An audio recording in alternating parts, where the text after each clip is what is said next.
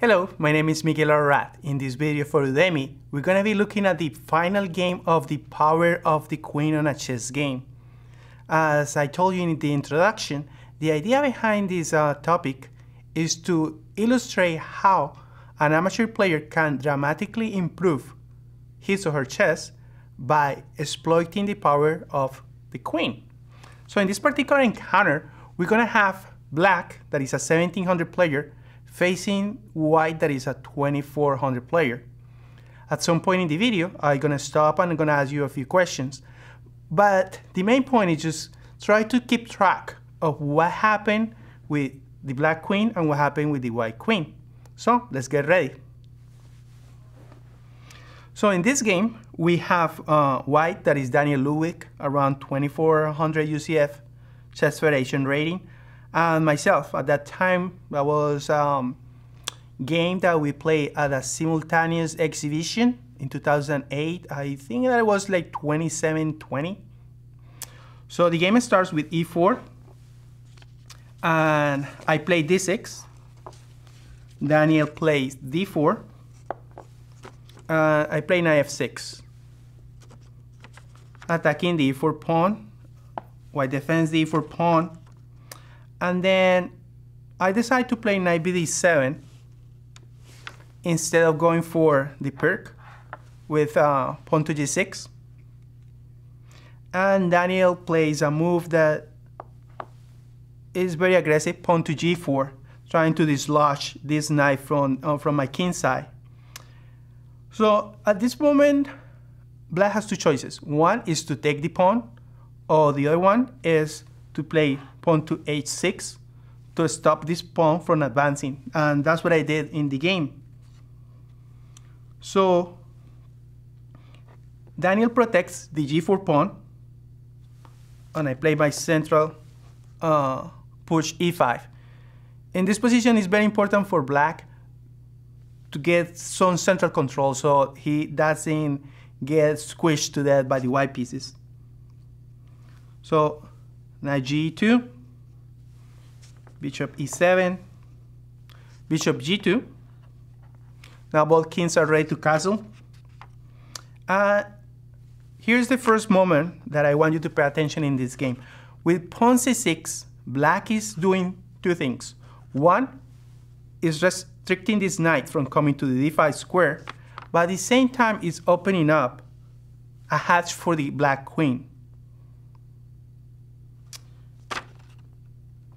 So white develops, bishop to e3, and here before I castle, I start expanding on the queen side with b5. White prevents my pawn from coming to b4, and now my queen goes to c7. The idea behind queen c7 is dual. On one side, I keep an eye on my e5 pawn, and on the other side, my queen starts influencing the queen side. White castles, and I put my knight on b6. As you see, the knight's aiming to get at the c4 square. Next,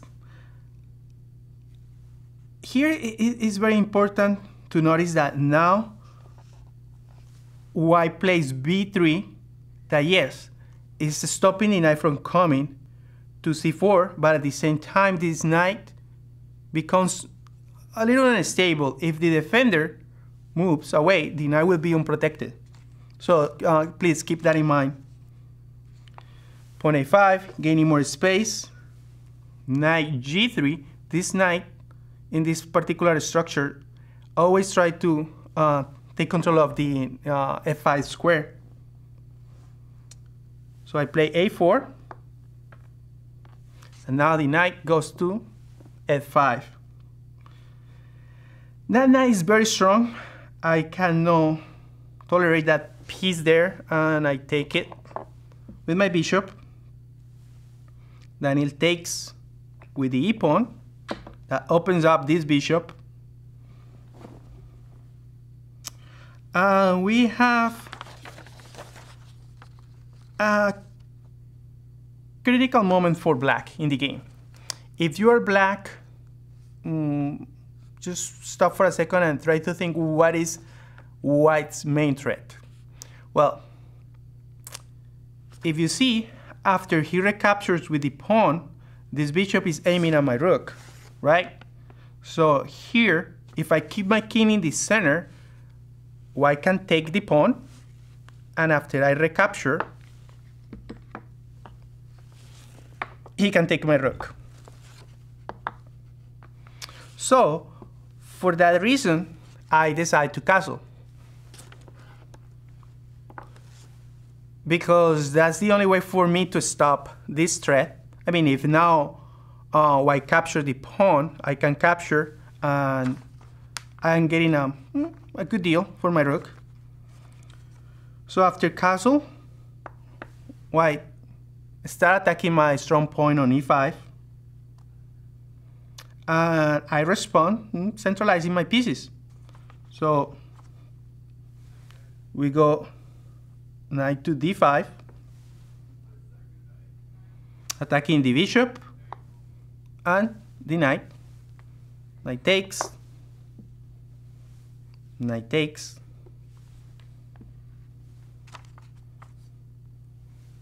bishop takes, and pawn takes. So now what we can see after all the trades on the board is that the black queen has a lot of space to maneuver. The white queen is still a good piece, but you can see that there is a difference between both pieces. White has more space, but I try to keep white initiative contained with the activity of my queen, especially on these dark squares that are a little bit weak on the queen side. So after the central pawn capture, white advances with pawn to g5, capture, capture, and you see that these pawns are getting very close to my king. So at this point, I play queen to c3. The idea is to attack the undefended bishop and also keep an eye on this pawn that is a little bit loose. Importantly, if I keep pressure on my opponent, that's gonna make more difficult for him to attack my king. So next move, rook goes to f3, defending the bishop, and I play e4. After the rook moves to g3, you see that I managed to get some squares close to the white king. Now I play g6. The idea behind g6 is I just don't want to play to stop my opponent, to react to my opponent's threats. I want actually to be aggressive and play king to g7, followed by rook to h8, and start attacking my opponent's king. White takes more space. With pawn f6, he's actually boxing in my king.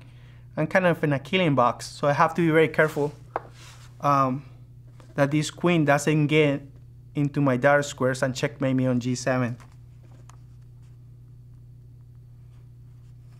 So bishop goes to f2, and we can see that there is a discovered attack against my queen. So the queen goes back to c8, but you can see the queen is attacking the pawn on h3. So yes, I'm retreating my queen, but the queen is still attacking a target. Pawn to b4, closing the queen side. White wants to close the queen side because in that way he can focus all his pieces and his attention on my king side. Then here, play bishop to b6 and queen to d2. Now we see that the idea behind white play is to go queen f4, queen h4, queen a6, queen g6, checkmate. So before that happened, I play king to h8, h7. And when the queen goes to f4, I have just pause the video for a moment and think, if you are black, what will you do in this position?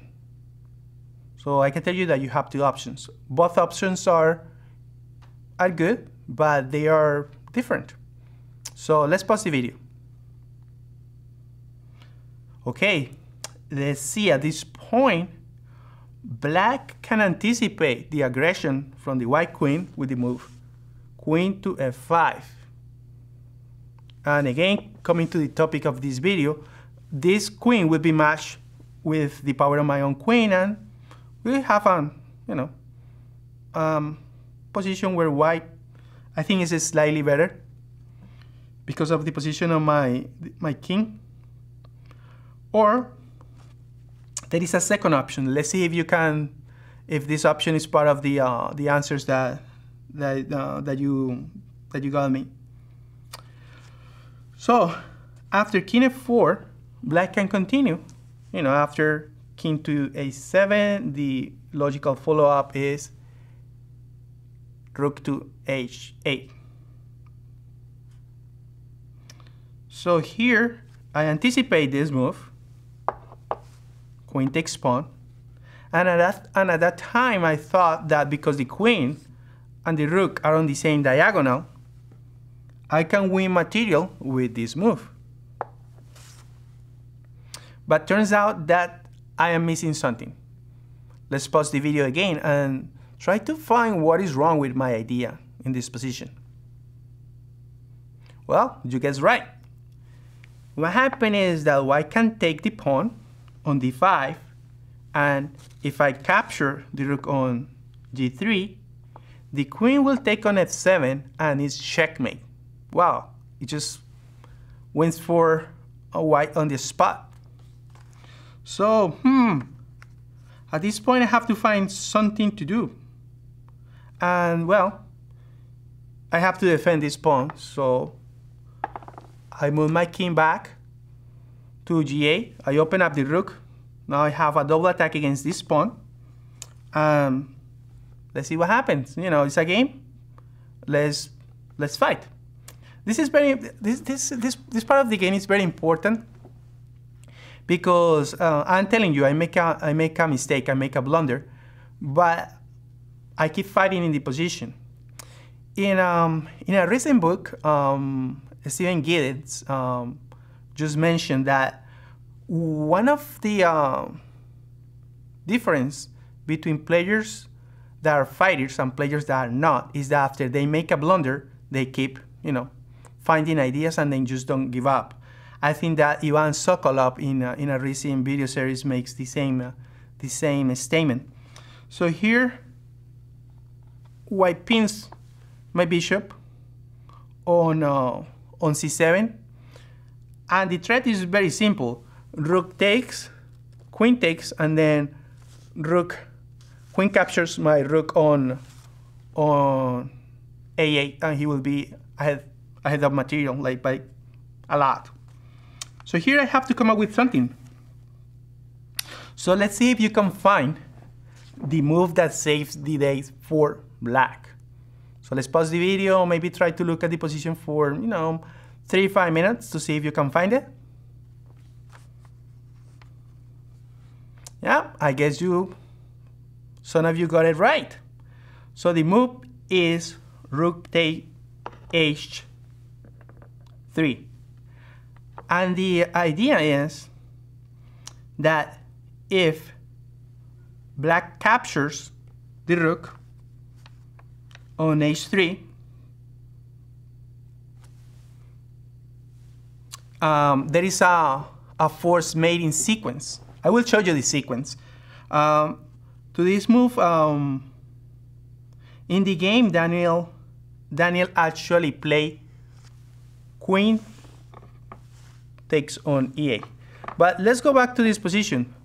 If white takes, right, queen will take, and after the queen take this rook with check,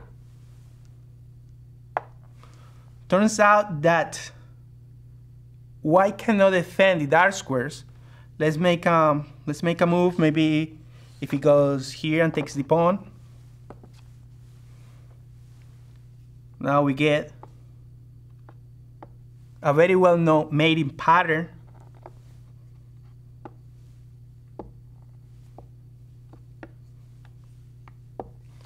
And black gets white gets checkmated. You know, this is one of the it's one of my favorite games because it shows that checkmate ends the game. No matter how your opponent is, if you can find a mating sequence, that will be it.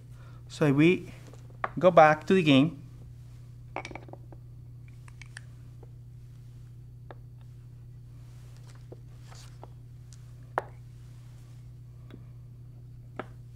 have the rook here, bishop here on f2.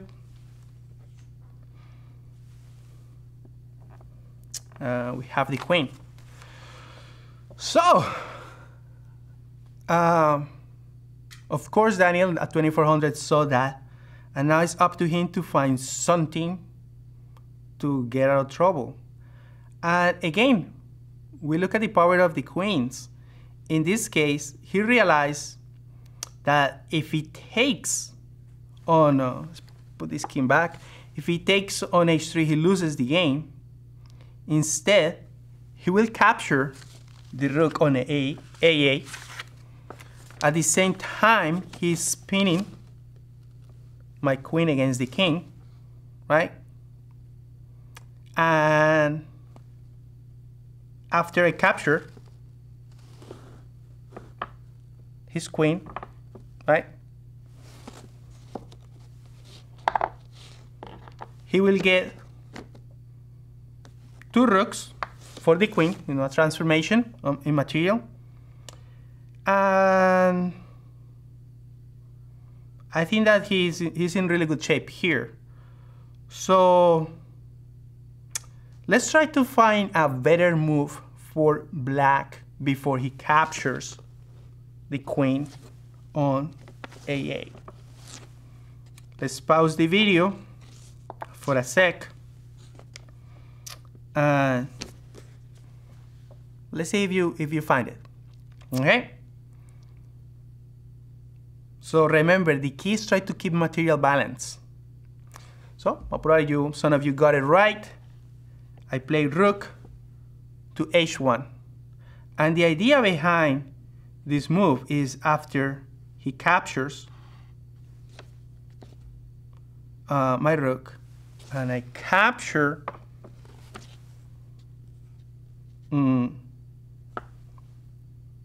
my queen,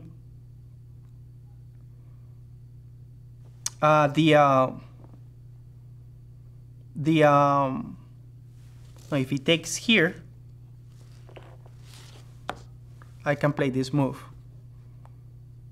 This covered attack against the king that wins this bishop. But more importantly, again, I want to keep my king safe, and if the king is on h1, this rook is going to have a hard time coming to attack my king. So this move was played with that in mind too. So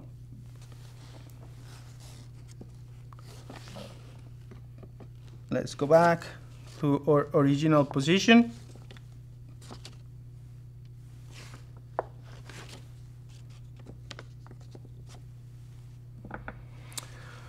So at this point,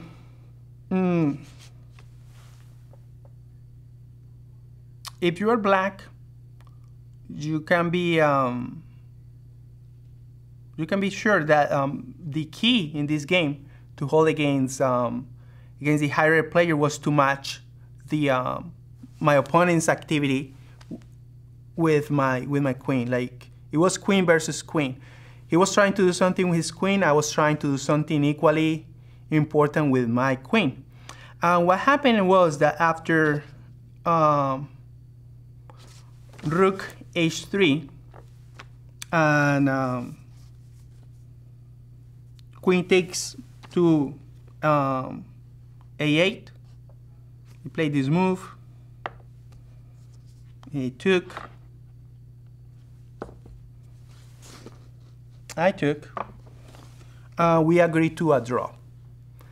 Yeah, it seems like there is a lot to keep fighting for, but the game has been so far a good fight, and I was happy with the draw and the way that I play in this game.